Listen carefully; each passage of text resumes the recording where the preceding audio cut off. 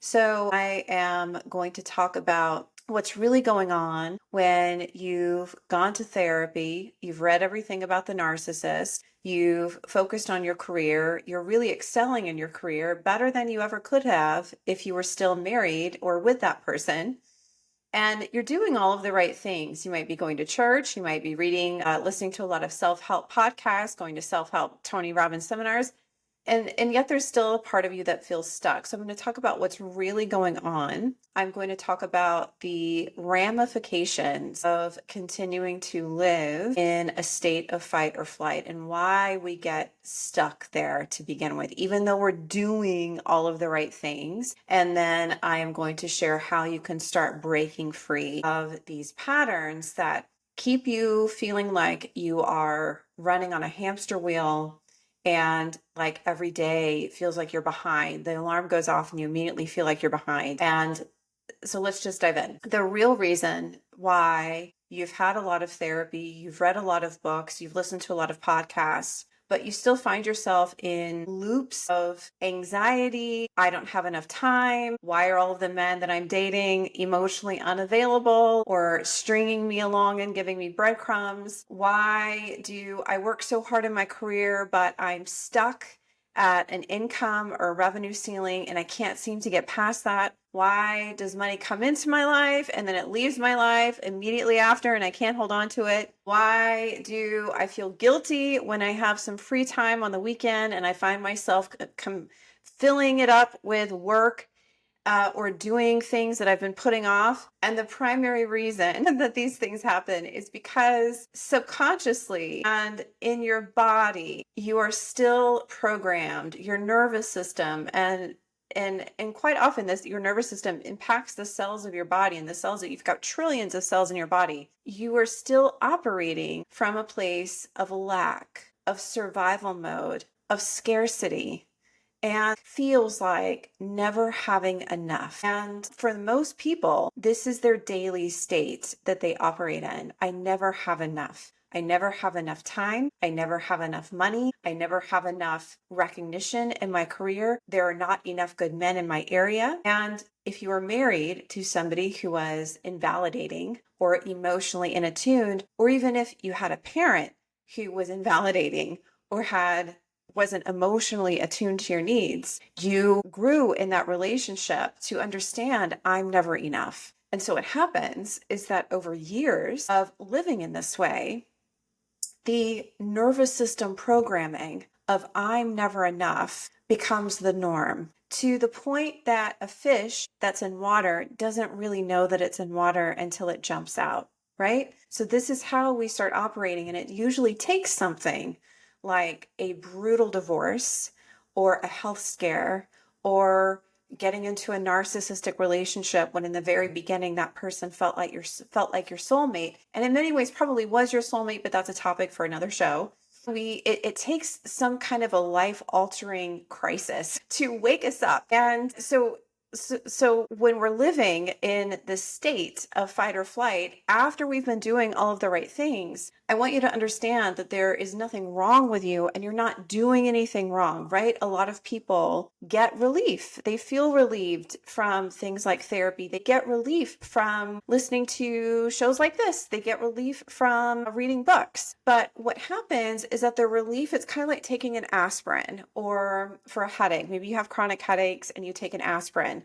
Well, it gets rid of the symptoms temporarily, but you haven't yet addressed or conquered, I shouldn't say conquered, healed the root cause of why you're getting those chronic headaches to begin with. It's like if you're living in a house with mold and you don't know that you have mold in your house and you're having all kinds of symptoms and you're just taking a bunch of stuff to get rid of the symptoms, but you're not addressing the mold. This is what it's like when you are living in an anxiety loop after a divorce or a narcissistic relationship. Reading will give you some relief, but it's not addressing the core issue, the core thing that needs to be resolved, which is that from the neck down, your nervous system is still operating in survival mode.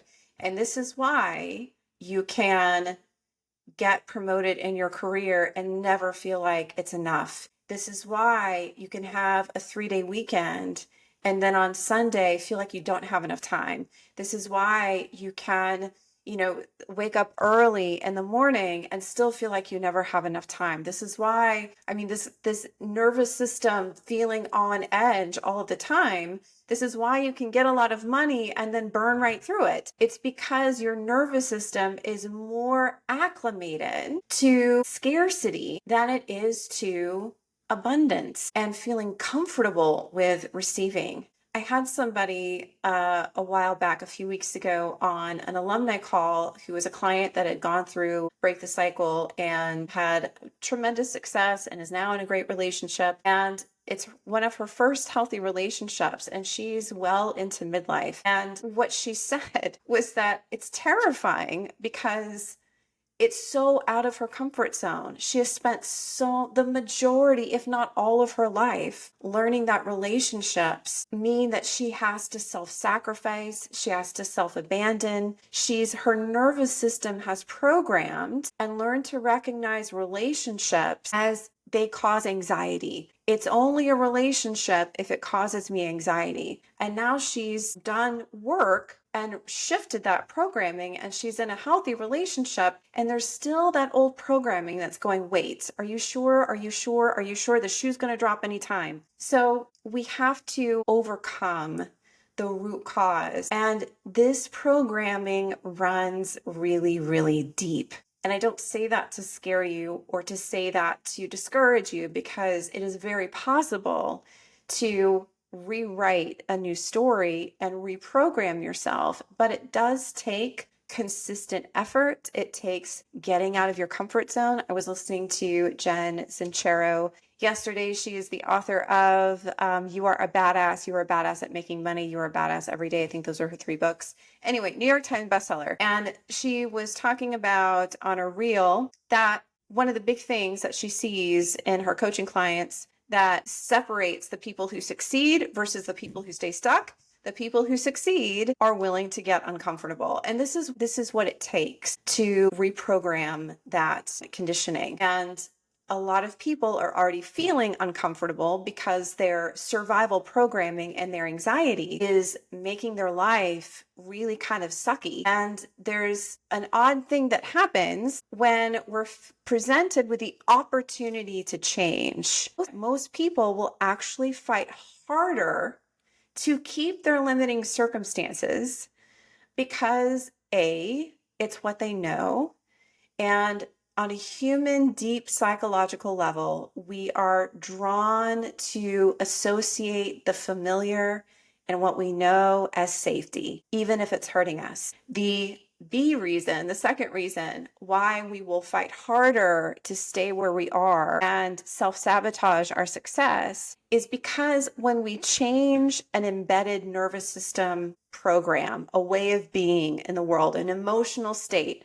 that we live in every single day, it initially requires more energy. When you think of pushing a boulder uphill, you are going to have to put in an immense amount of effort. And maybe this isn't the best example. When you are trying to, let's use this. When you are trying to lose weight, let's say that you need to lose 50 pounds. You want to lose 50 pounds. You want to put on lean muscle mass. You want to stop eating Oreo cookies and ice cream before bed every single night. But you've been doing this for the last year and the scale has crept up. You don't like how you look in the mirror. Well, the first thing that's going to happen is that you're going to have to stop eating cookies and ice cream before bed, and you're going to have to go to the gym.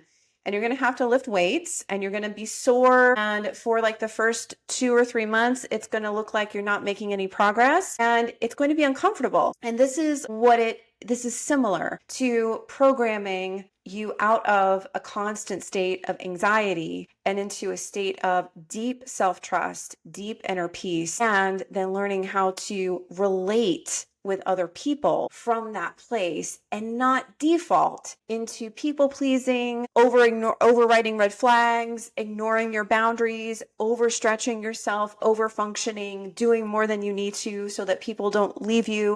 We have to be willing to tolerate a certain level of discomfort in that process. And if your nervous system has been set to anxiety and relationships equal anxiety, relationships equal I drain myself to get what I need, or I drain myself because subconsciously I don't feel like I'm enough, that process of getting uncomfortable, there's going to be some natural resistance to it. So how do we start to undo this programming? The first thing that I'll say is that if you've been going to therapy, if you've been reading books, if you've been listening to podcasts like this, if you've been going to seminars, if you've been going on Costa Rica retreats, if you've been doing all this stuff, and yet you still feel like you're standing in your own way, I first want to recognize the part of you that's trying, right? A lot of times when we've been doing a lot of the right things and we're not getting the result that we want, it's really easy to beat ourselves up and really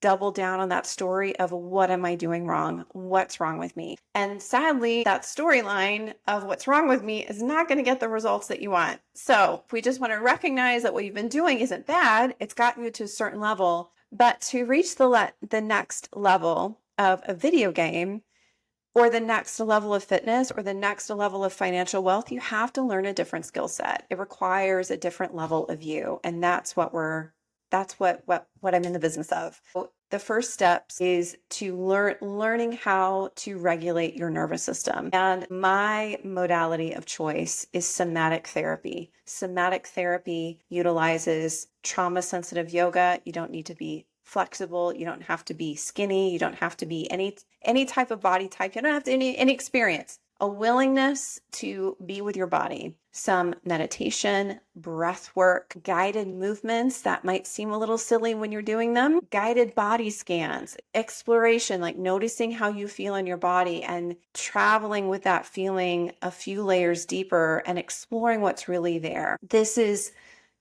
kind of an all-encompassing loose definition of somatic therapy. Not talking about your past, not venting for 45 minutes about how big of a narcissist your boss is. That really does nothing. All that does is reinforce that brain wiring of fight or flight, and it tells your nervous system, I'm not safe. So the first steps of overcoming this root cause conditioning is learning how to feel at peace on your own every single day. And the vehicle that I use is somatic therapy, and learning how to dial down your anxiety naturally without medicating yourself, numbing yourself with your phone or Netflix or a glass of wine or shopping, without these like unconscious things that we do every day to buy ourselves a little bit of temporary happiness and avoid our feelings. The other benefit of somatic therapy is that it allows your nervous system what I call tolerance. When we are living in survival mode, we have no tolerance. We don't have a lot of tolerance for stress. We don't have a lot of tolerance for the unknown. So by default, we tend to get into control mode, and we think that control mode is going to keep us safe, but really it makes us more unhappy and crappy. So the benefit of learning how to regulate your emotions and retrain your nervous system that it's safe to relax, that it's safe to be you, that it's safe to say no, that it's safe to ask for what you want without any guilt, that it's safe to take an entire weekend off and not do a goddamn thing, that process, that journey will be uncomfortable at first. But what it also teaches you is that your feelings of rejection, disappointment, or perceived or real abandonment aren't things to necessarily be afraid of. It trains you that you can handle negative emotions without letting them take you out. If you have been in dysfunctional relationships or relationships where you don't get your needs met, one of the big factors that plays into your role in that is often abandonment anxiety. And abandonment anxiety is very deep rooted and subconscious and will cause us to do things often at all costs to avoid being abandoned. And the irony is we end up abandoning ourselves, and so does everybody else. So when you retrain your nervous system, you learn to actually befriend your negative feelings, and you're going to feel those things. I mean, life is going to be lifey, and I mean, we can't control life. So it trains you to be with fully present all feelings on the spectrum so that you're not stuck in fight or flight mode and living with a short tolerance to life, but you're gradually broadening your tolerance to life and your tolerance to the unknown and your tolerance to disappointment, rejection, also your tolerance to happiness and inner peace and love and joy and self-acceptance without waiting for the next shoe to drop, without constantly questioning things or without self-sabotaging. The second thing that needs to happen is that once you have laid a good foundation of training your nervous system that it's safe to receive, that it's safe to be, then we can start helping you show up differently in your relationships. And with clients, I start with their kids, their friends, their family, their colleagues, their coworkers. Usually it's the people that are closest to us, like family or an ex, that tend to push our buttons the fastest. And those relationships are ripe playgrounds for learning how to grow and to show up open in a state of receiving versus contracted, and a state of judging, and a state of protecting yourself, in a state of trying to keep yourself safe or controlling. So showing up differently in those relationships, setting boundaries, communicating your needs clearly, unapologetically, that's the second phase. And then once you have phase 1 and phase 2 under your belt, so to speak, meaning you are now living and being more peaceful, you're open, you are even keeled, you feel balanced inside, even when work is crazy, even when something happens with your kids, and you start showing up in your relationships differently and feeling more fulfilled and connected and happy, and you're waking up happy and you're going to bed happy. Now you have a very strong foundation to start dating. And this is phase 3. And often for a lot of people, where the rubber meets the road, because they've already won level 1, the relationship with themselves. They're still, and you're always going to be working on the relationship with yourself. It's a never-ending journey. It's not arduous. Sometimes it can be more challenging than others, but you've already gotten to level 1, the relationship with yourself. You've already gotten to level 2, the relationship with other people. Now you're ready to get into relationship level number 3, relationship with an intimate partner. And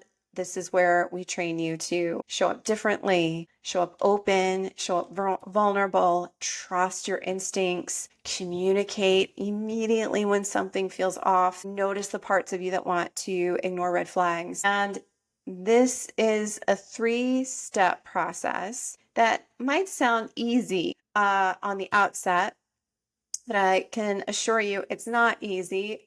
It can be simple, but the trajectory of overcoming years-long patterns is something that you're probably going to be working with and navigating forever. I often tell my clients, there is never going to be a point in your life where you feel like you've gotten it all together. What happens when you start to retrain your nervous system is that the beauty is that you trust yourself. You trust yourself even when you have to make hard decisions, even when you're faced with a scenario in life that you've never been in before and you don't know how you're going to get through it and it's really crunchy. You trust yourself. And that is something that is ultimately priceless, because when we don't trust ourselves, we don't trust ourselves to take a leap of faith and start a business or build wealth or date again. Dating the right person, marrying the right person. I heard this on, I think it was Newsweek or Forbes. Marrying the right person is the second most important decision